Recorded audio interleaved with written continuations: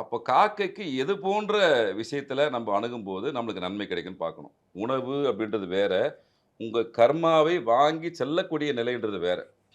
அப்ப அதுக்கு சித்தர்கள் சொல்ற வழிமுறை என்ன சொல்றாருன்னா, நீங்க தற்போதைய காலகட்டத்தில மக்கள் செய்யக்கூடிய விஷயங்கள், நீங்க ஒரு உயிருக்கு உணவளிக்கிறீங்க. எல்லாருக்கும் ஒரு வயிறு இருக்கும். அதுக்கு ஒரு பசி இருக்குன்ற மாரி, அந்த பசிய தணிக்கக்கூடிய செயல செய்றீங்க. இது ஒரு வகை. முன்னோர்களுடைய அருளாசி பெறுவதற்கும், உங்களுடைய கர்ம பலனை குறைத்துக் கொள்வதற்கும் நீங்க என்ன செய்யணும் அப்படின்னு சொல்லி சித்தர்கள் சொல்ற விஷயம் என்னன்னா, இரவு நேரத்தில் நீங்க சாப்பிடக்கூடிய எந்த பொருளாக எந்த உணவாக இருந்தாலும், அ அத கொஞ்சம் பீர்த்து வச்சிரணும்.